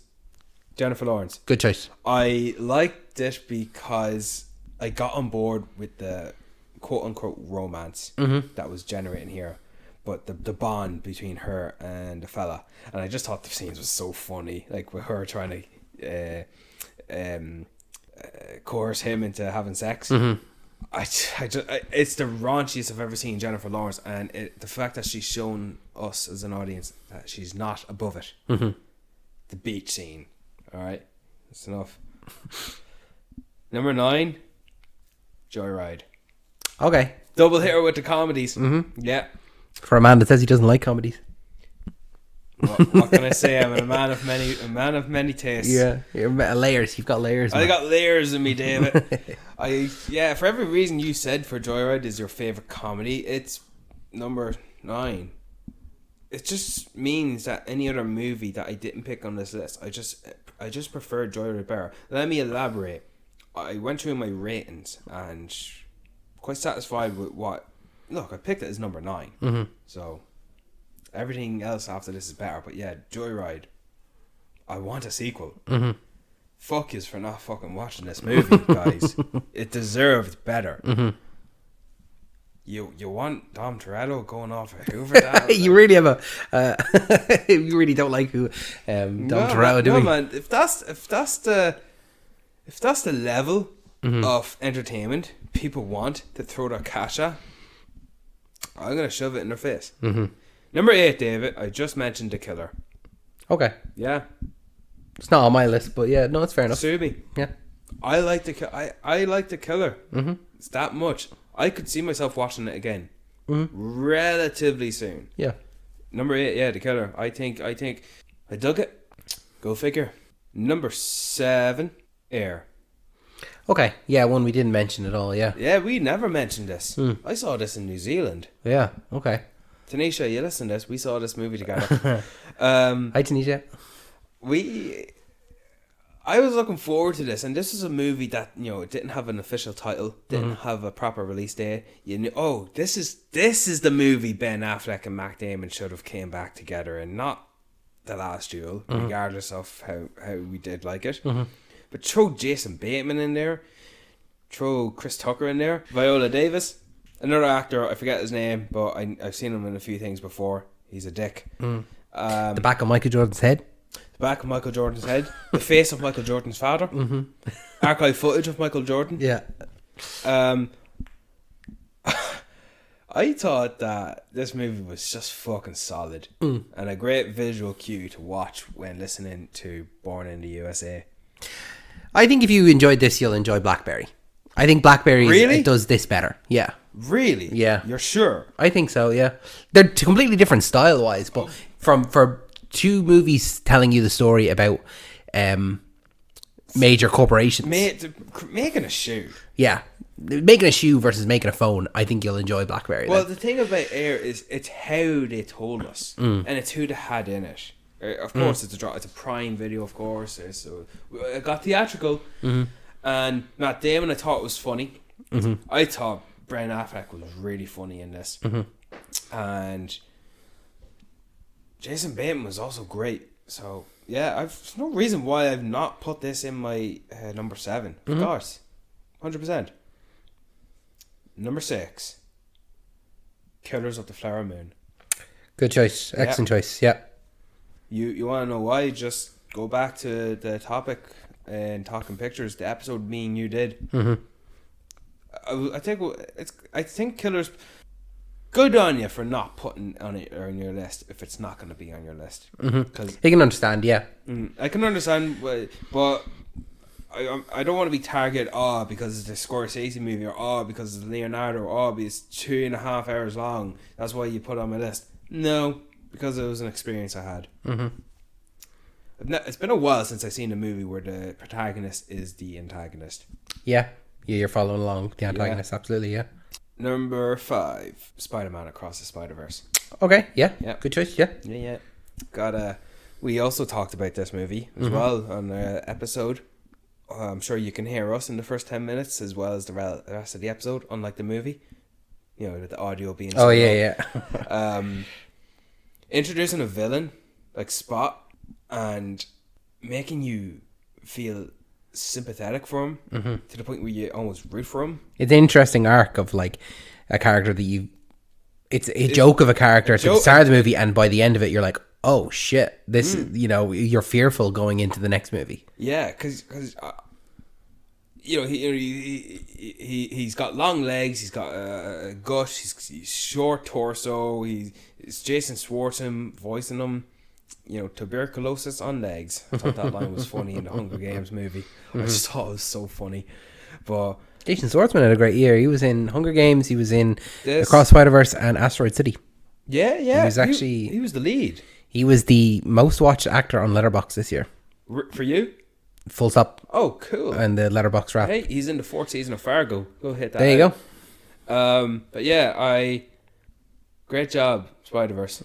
Let alone the canvas we were watching. So great. Yeah, man. Even Gwen Stacy stole the scenes that once she was in. Alright, David. We got 4 left. Number 4. Guardians of the Galaxy Volume 3. Yeah, I expected this. You expected this here somewhere high. Yeah. Favorite superhero movie of the year? Probably going to be the most watched or celebrated chapter of the Guardians of the Galaxy when it comes to the trilogy. Even if you want to throw the Avengers movie in there as well. It's just so satisfyingly rewarding. Ended on a high note. Yeah. Out with a bang. Dog days are over. Yeah, why shouldn't I put it on my list? This is how I felt when I watched it. Guardians of the Galaxy, 100%. Open the fucking door. Alright, David. Top 3. I bet you can anticipate what's going to come up with. Which order? You don't know. Mission Impossible Dead Reckoning. Oh, okay. Number 3. Yeah. One we hadn't mentioned at all. But we did talk about it. Yes, we did. We did a full episode on it, yeah. We did a full episode. I think we did a lot of full episodes on this shit. But I liked how you phrased it when we discussed it, that it's Ethan Hunt, or Tom Cruise, against God. Yeah. Because you the give me all-powerful, all-seeing. You give me all the references as to why and how. And you just got to give him the shout out for the stunts he's doing. Absolutely. Yeah. No one else doing it like him. Yeah. I feel like I'm taking my time trying to just give you the reasons why, because I will admit I thought Fallout, the one with Henry Cavill and his mustache, was better. Yeah, I thought he was a better villain. Didn't think the villain in this was all too great, but all too great the fact that he's gonna reappear for the part 2, which is actually not gonna be called part 2. Yeah, I know, which is Dead Reckoning Part 1, and we'll have a new title for the next one, which is 2025. Unfortunately, it's got pushed back. Yeah, so wait until we do our 2025 anticipated list. Yeah, it'll be on there, definitely. Alright, David. Top 2. I'm going to tell you my favourite movie of 2023, because if I tell you my second favourite, you'll just know what my favourite is, I think. Nah, fuck. No, go 2, then 1. Alright, number 2, John Wick 4. John Wick 4, yeah. Number 1, Oppenheimer. You don't want to spend some time talking about John Wick? I just didn't want you to leave in the I knew. I felt it in the air. Don't worry. Me and you talked about John Wick 4 on this podcast, and it's the best John Wick movie. Yeah, I think so. It is the best. 3-hour John Wick, dog loving, good, bad, ugly, sort of antagonizing each other. Eye in the Sky, that fucking shot of... Oh, dude, I forgot about that. That's a movie I've not watched. And dude, you arrogant prick. He didn't shoot. Consequences. Did you see me? You remember my reaction? You're just fucking, you're like... Okay, yeah, fuck you! Yeah. I didn't know how to do my top 3, 4 favorites, but I'm happy with John Wick's my second favorite movie. John Wick 4, second favorite, and I'm happy to leave it as that. Don't need a fifth. You want to give us a fifth? Okay. So Oppenheimer is my favorite movie of 2023, David. Fair enough, man. That's a great choice. It's on my list. Don't worry, it's on there. But did you know it was going to be my favorite? I had a feeling, yeah. When? When you picked it over Barbie. Interesting. Good. Yeah, good. That's interesting. Interesting. You don't have Barbie on there at all. I like No Hard Feelings more. That's fair. Yeah, look, come here. This isn't a list of the best movies. This is our favorite movies. Our favorite, yeah. Well, come to think of it, what's a movie that was made better than any of the movies I picked here? I'm not going to say Napoleon because I had issues. So, yeah. Just saying. But yeah, just make me more excited now for our Oscar predictions in March. Absolutely, man. David, thank you for letting me talk about my top man. 10 favourite movies of 2023. But let me tell you now how Fast X is actually the greatest film of the year. No, I'm messing, don't worry about it. Fast X does not appear on this top 10 list. So, my top 10. Similar to yours in a way. There's some reappearances here, so I won't be going as in depth into as you, because you've kind of said some of them we brought up and some of them you've mentioned just well now. I would like you to take the time to say something I haven't should they be mentioned again. In the top 10, in 10th position, Evil Dead Rise. Yeah, good choice. I was really, really excited for Evil Dead Rise, and it did everything that I wanted it to do in terms of scaring me and creeping me out and reinvigorating the franchise, and I want to see more. Did you watch the trailers? Yeah, I did. And I actually kind of got a kick out of like how I was like squirming watching the trailer. I'm like, if I'm going to be like this watching the trailer, I can't wait for the movie. Good choice. Number 9, Guardians of the Galaxy, Volume 3. Glad it's there. For every reason that you said. 8, Mission Impossible. For every reason I said? For every reason you said, yeah. The reason why it's lower on the list than it is on yours is because I didn't enjoy it as much as the previous entries. That's fair enough, but I'm sure your reason is that any movie you have after this you just thought was better. Yeah, but I said the same reason, but it's just funny because just because the previous entry was better doesn't mean that this necessarily means it doesn't mean that should be the purpose that it's not as high in the list, because you might have preferred things other than this, but what if you didn't? Oh yeah, well, like, then it would be higher. Listen, there's movies that are the best of the year, but their other entries are better. You know, which is, it's just like, God damn it, it's a shame you're being nominated for an Oscar this year because last year you would have won it. Number 7, I've got Blackberry. I think that's a contrast to you of having Air kind of in a similar position. Mm-hmm. That's it. Yeah, that's interesting. Interesting observation. I've talked about Blackberry a good bit there. Number 6, I've got Across the Spider-Verse. Yeah, I've got it as my 5th. Mm-hmm. So like the similarities there. In 5th position, Killers of the Flower Moon. Flip mine. I think so. You like Killers more than Across the Spider-Verse? I think so. Yeah, I think as a whole movie, I think it's better. I think that Across the Spider-Verse does suffer from that part one syndrome. So the wholeness of it is I like Killers more than that. Good choice. 4, I've got The Creator. I thought you were going to pick that, but I had forgotten about it. It was one that didn't get a whole lot of love, but I just loved it. I love the world that was created around it. Oh yeah, we talk about it in depth in our in an episode. That almost became a movie people should have given a second chance to. Yeah, that was. I'm not surprised you didn't pick it as that. Because I knew when you walked out of that cinema, I loved that so much. Mm-hmm. You loved it so much. Mm-hmm. I think it was a 4 for me, but I think I loved it in the way that you had hoped you would love Rebel Moon. Dude, that's such a high bar compared to the fact that Rebel Moon was such a letdown. Mm-hmm. But that's probably a good comparison to teach someone. Mm-hmm. Interesting. 3, Oppenheimer. My man. It is a top 3. It's not like it's one that I I look forward to seeing again, and I look forward to, you know, the whole award season that we're going to come through. And I'm excited to see the actors, specifically Cillian Murphy, receive the recognition that he finally deserves. Dude, you know, but I can't wait to do the predictions when we get the nominations. Yeah, I look forward to that. That's coming in the next couple of weeks. Let me ask you this, just quickly. The Dark Knight and Inception aside, is it Nolan's best movie? I don't think so. It's like maybe technically, yeah, but it's not like my favorite, and I don't think it's his best. Right. Do you think it's his perfect movie to win that Best Picture award? I don't know. Compared to his other ones, not other directors, but of his filmography. No, if I said like what's Nolan's best movie, I'd probably say Interstellar. So you think that should have won the Best Oscar award if it were to give him one?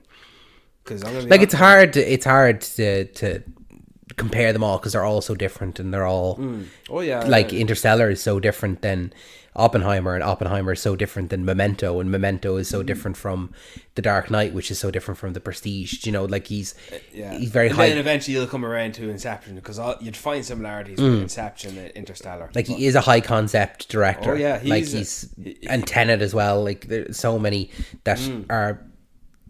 They're all great in their own ways. Yeah. So it's hard to compare them. There's only one other director you compare Christopher Nolan to. Who's that? Denis Villeneuve. Yes. Yeah. I won't compare Nolan to Scorsese or Tarantino. Is that not Tarantino? Spielberg. Mm-hmm. It's either Villeneuve or Nolan. Mm-hmm. Nolan showed me he's the hierarchy. Mm-hmm. And yeah. Number 2, Barbie. Really? Yeah. You really loved Barbie. I really did enjoy it, and it's one that I just really did enjoy it, and I liked the message that it had. I liked the performances, like that, the set design, the characters, the actors, the cultural impact it had. It just felt like the whole summer I was saying, "Hey Barbie," you know, to people. Like it was just like, "Oh, hey Barbie," you know.